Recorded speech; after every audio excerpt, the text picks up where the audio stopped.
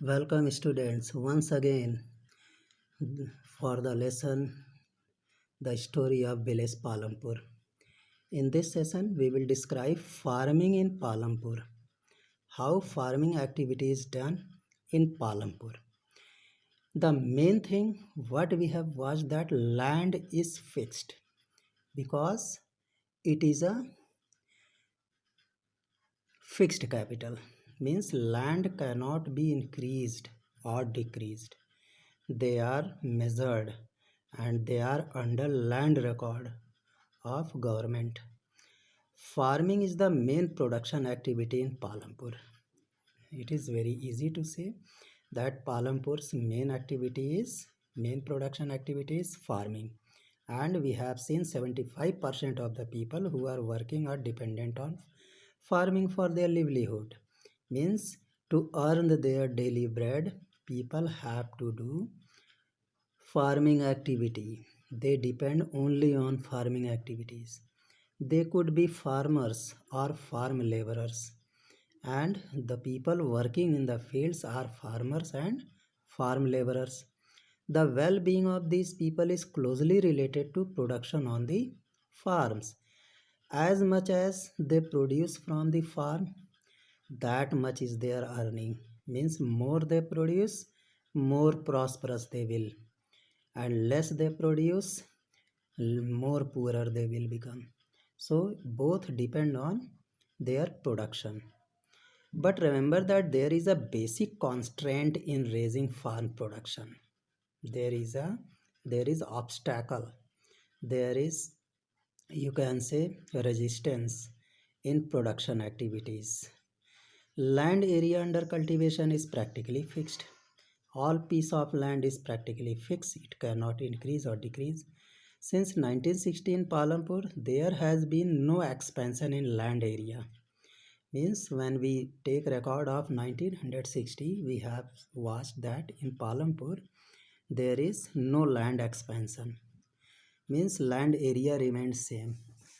And under cultivation, these areas under cultivation were fixed. By then, some of the wastelands in the village had been converted to cultivable land. After then, after that, we had found that some wastelands they were converted into cultivable land and some area increased. How it happened? Means these wastelands were the soil of these wastelands they were tested by agricultural department. They used various technology and made this wasteland into fertile land, and it became cultivable. There exists no further scope to increase farm production by bringing new land under cultivation. So, only few wastelands were converted to be cultivable, and after that, there was no possibility to increase the production, to increase the farm production because the less fertility of soil. Well, children, you should know in agricultural area, the standard unit of measuring land is hectare. Means in agricultural area, we measure piece of land in a new unit known as hectare. Though in the villages you may find land area being discussed in local units, but in your village area you have heard different names such as bigha, guintha, etc. Children, you should know that 1 hectare equals the area of a square with one side measures 100 meters. Means 1 hectare area field is equal to the length and breadth of 100 meter. Means it is a square field, a square area, a square figure having 100 by 100 meter. Means its length is 100 meter and breadth is 100 meter. Then whatever area occupied with this square is known as 10,000 square meter, and that is equal to 1 hectare. And in local units we use bigha. Means in 1 bigha there are 20 biswa, and in 1 biswa there is 1362 square feet. So in this manner we convert our land area. So we can compare 1 hectare of field with our school playground also. Generally, our school playground is also 1 hectare. Well, the second topic what we are going to discuss is there a way one can grow more from the same land? क्या कोई ऐसा तरीका है जिससे हम एक 1 hectare land में हम और अधिक ग्रो कर सकें? In the kind of crops grown and facilities available, Palampur would resemble a village of the western part of the state of Uttar Pradesh. Means when we try to understand what kind of crops could be grown in Palampur, so we will see that it belongs to western part of UP, that is Bulandshahr. So all land is cultivated in Palampur. Here we can say that in this area most of the piece of land that were cultivated by villagers. No land is left idle. All piece of land they are cultivable. During the rainy season, farmers grow jawar and bajra. Means in kharif crop during rainy season, farmers grow jawar and bajra. They are cattle feed. Means cattle used to consume them. It is followed by cultivation of potato between October and December. And in the same year, in the month of October and December, these villagers cultivated potato also. In the winter season, that is Rabi crop, fields are sown with wheat. In winter season, farmers used to sow wheat, and after that they harvest it in April, May. From the wheat produced, farmers keep enough wheat for the family's consumption and sell the surplus wheat at the market at Raiganj. So the farmers, whatever crops they grew, such as wheat, means they kept those portion of wheat for their own consumption, for their self use, and whatever was left, what was surplus, that is extra from consumption, they were sold in Raiganj market and they had to earn money from that. A part of the land area is also devoted to sugarcane, which is harvested once every year. And there are some piece of land which is devoted to sugarcane, means their sugarcane crop is grown and it is harvested once every year. साल में एक बार काटा जाता है. Sugarcane in its raw form or as jaggery is sold to traders in Shahpur. Most of the farmers, sometimes they directly sold sugarcane and sometimes they crush it and made jaggery and then it was sold to the traders who were living in Shahpur. Okay. So the main reason why farmers are able to grow 3 different crops in a year in Palampur is due to the well developed system of irrigation. So there is a main reason they had a good system of irrigation. That's why they could grow more than 2 or 3 crops in a year. In this manner, because electricity came early to Palampur in comparison to other villages, electricity came to this village very early. So its major impact was to transform the system of irrigation. Means the main impact that came was the transformation of the system of irrigation. System of irrigation became better and now they are not dependent on rainfall. They could irrigate their crops by using electric run pump. Persian wheels were also there used, but it was used in early period before electricity came. But till then, farmers to draw means by means of Persian wheels, farmers had to draw water from their well and irrigate small fields. People saw that the electric run tubewells could irrigate large areas of land more effectively. People thought that by electric run pumping set, it has great pressure of water and it could give large quantity of water to irrigate the fields in comparison to Persian wheel. The first few tubules were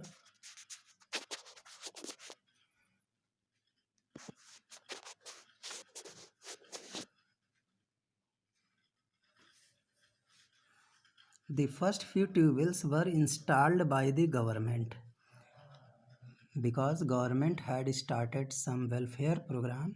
In that program, some tubules were installed in villages and farmers had to draw water from these tubules. Soon, however, farmers started setting up private tubules, but it was not sufficient for all. That's why most of the farmers set up their private tubules. And as a result, by mid 1970, the entire cultivated area of 200 hectares was irrigated. Means 200 hectare piece of land, they could be easily irrigated and cultivated in mid 1970. Means the people of France, Palampur, they became more prosperous. We will say here in this column, not all the villages in India have such high levels of irrigation. If we compare other villages, there is not good irrigation facility, means it is not in comparison to Palampur. Apart from the riverine plains, coastal regions in our country are well irrigated. If we consider which part is well irrigated, we will find those plains such as Indo-Gangetic Plain and Brahmaputra Plain. Here number of perennial rivers used to flow. That's why irrigation facility is better. Coastal regions, India has large coastal region. So here by using seawater, land breeze and cool breeze used to come, and in this manner they could get well irrigation system. But just opposite to this, in contrast, just opposite to this, plateau regions such as the Deccan Plateau have low levels of irrigation.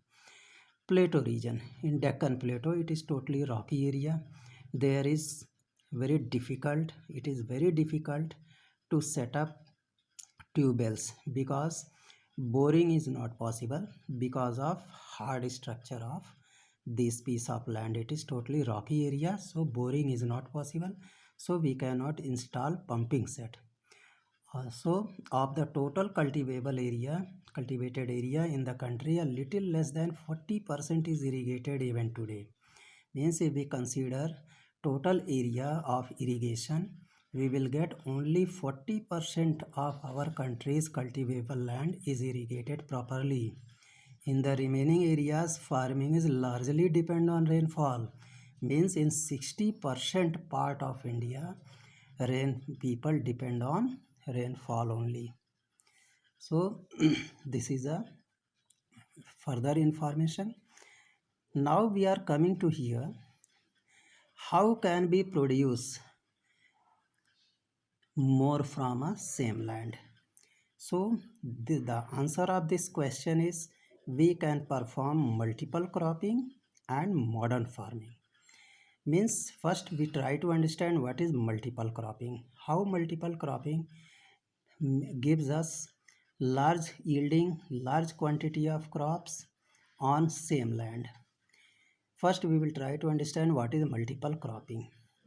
To grow more than one crop on a piece of land during the year is known as multiple cropping. Means in a particular year, when we grow more than one or two or three crops or more than three crops in a same year, then we will say that this process is multiple cropping. Means it is the most common way of increasing production on a given piece of land. If a person have 1 hectare piece of land and he is able to grow more than 3 or 4 crops, then he has done better production. So all farmers in Palampur grow at least two main crops.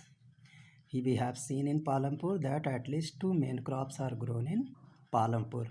Many are growing potato as the third crop in the past 15 to 20 years. In past 15 to 20 years, we had seen the third crop, that is potato, is grown in Palampur. So by means of this we can say that in 1 year farmers are able to grow wheat, bajra, sugarcane and potato. So all these crops comes under multi-cropping system and we get more from a single piece of land. Let us discuss the table under cultivation in India in units of million hectares.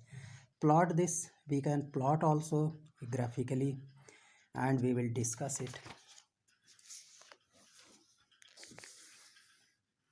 Cultivated area over the years. When we consider the cultivated area and in 1950 to 51 we found that there was 129 million hectares cultivated area in India. But after 10 years, no, after 40 years, that is from 1990 to 91, this cultivable area increased. It became 157 million hectare. Means how many hectares increased? Means it became 28 hectares. 28 hectares, cultivated area added. And in 2000 to 2001, it reduced. Why it reduced? Because of urbanization. People used to purchase cultivable land and made their houses to live in a city area. It is because of urbanization. शहर बनने लगा. And 210 to 11 it remained 156. Even in 11-12 it remained 156, same, there was no change. But in 2012 and 13 it again reduced. It became 155.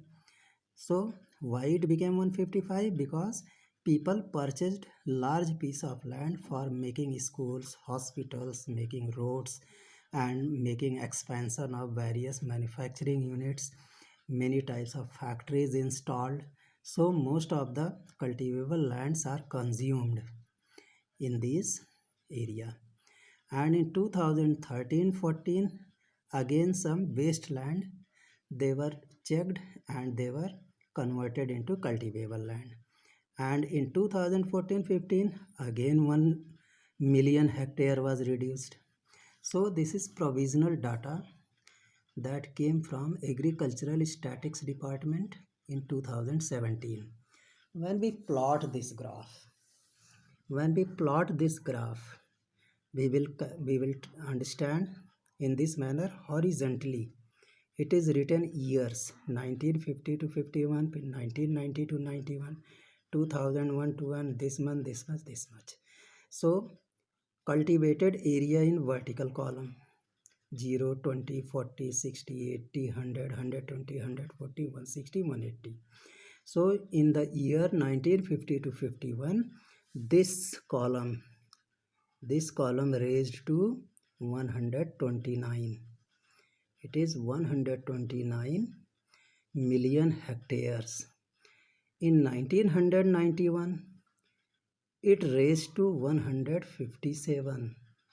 But in 2000 to 2001, it reduced and it became 156. And up to 2012, it remained 156. But in 12-13 it became 155 reduced and then 156, then again came 155. In this manner we can understand how cultivable area, cultivated land, they were increased or decreased due to urbanization or converting wasteland into cultivable land. So some question arises here. Is it important to increase the area under irrigation? Yes, it is very important to increase an area under irrigation because of increasing population, demand of more and more food grains. From where food grains will come? Food grains will come from cultivable land. If cultivable land area is increased, then we can grow more and more food grains and we can meet the demand of growing population. Second question is, you have read about the crops grown in Palampur. So you can fill the table based on the information of the crops grown in this area. You can write the name of crops such as wheat, in which month it is sown. You can write in the month of November, October, November, and month harvested, April, May, and what are source of irrigation. You can write tube wells or canals. In similar manner, you can write rice, in again sugar cane, and you can write here potato also, and you can write the month of sowing, you know, and month of harvesting, and you can write what, you know, source of irrigations are used. You can do it yourself. So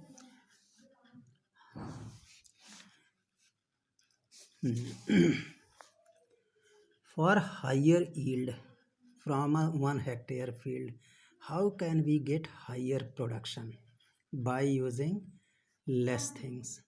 Yield is measured as crop produced on a given piece of land during a single season. In a particular season, that much crop produced on a given piece of land is known as its yield, जिसको हिंदी में कहते हैं पैदावार, कि एक साल में कितनी पैदावार होती है. Till the mid during 1960s, the seeds used in cultivation were traditional ones with relatively low yields. Means in before 1960 and in 1960, farmers used traditional seed, देसी बीज का इस्तेमाल करते थे, and all these traditional fields had a very less quality. So traditional seeds needed less irrigation, but there was one benefit, that it needed very less irrigation and it could grow in very small irrigation facility. Means if there is only rainfall, still they could grow it. Farmers used cow dung and other natural manure as fertilizers, and no costly manures or first fertilizers were used. Means farmers, they had to keep their cattle, and using their cow dung they could make natural manure and use it in their field. So all other natural manure as fertilizers, they were not used. So all these were readily available with the farmers who did not have to buy them, because farmers have large quantity of cow dung, so they did not want any types of fertilizer.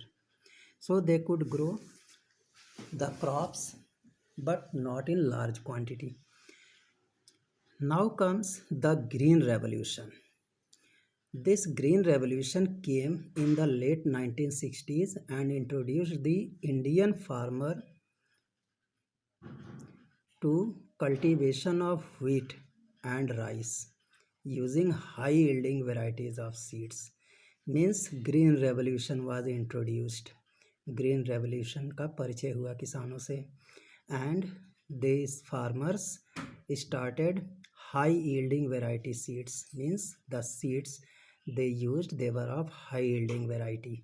Means they could give more and more seeds, more and more production. If we compare them from traditional seeds, they could give more crops after being mature. The HYV seeds promise to produce much greater amounts of grains on a single plant. Means a single plants in traditional seeds, if they had only 20 seeds, then HYV seeds plants could bear 30 or 40, you know, food grains in a single plant. It means they could give high yielding. As a result, the same piece of land would now produce far larger quantities of food grains than was possible earlier. So, by using traditional seeds, farmers had to grow very low quantity, but after using HYV seeds, they could grow more and more. So HYV seeds, however, needed plenty of water. There is one more drawback of HYV seed, is that they need plenty of water and large quantity of chemical fertilizers along with pesticides to produce best results. but in traditional one it was not so. So we can compare traditional system and HYV seeds. Traditional seeds and HYV seeds, but due to growing population, we were compelled to use HYV seeds so that large quantity of food grains could be grown to meet their demand of growing food grains. Higher yielding were possible only from a combination of HYV seeds, irrigation, chemical fertilizer and pesticides. Means if we wanted to produce more and more, then we had to use HYV seeds and we had to do irrigation by modern method and we had to use chemical fertilizers and pesticides. Means after use of HYV seeds and all these modern facilities, now farmers could grow more and more crops. By using traditional seeds, on one hand, from 1 hectare, a farmer had grown only 10 quintal per hectare.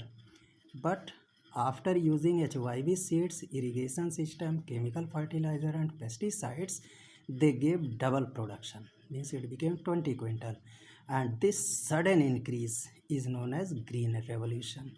Means the production of wheat and rice became double, and this miraculous thing was known as green revolution.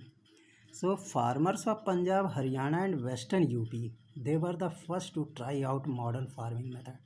So by using modern farming method, farmers could grow more and more crops, and the farmers of Punjab, Haryana and western UP, they were first who tried this method and they started giving huge production. The farmers in these regions set up tube wells for irrigation. Some of the farmers, they used their own capital and installed their own tube wells, private tube wells, and irrigated their fields, and they used HYV seeds, they used chemical fertilizers, pesticides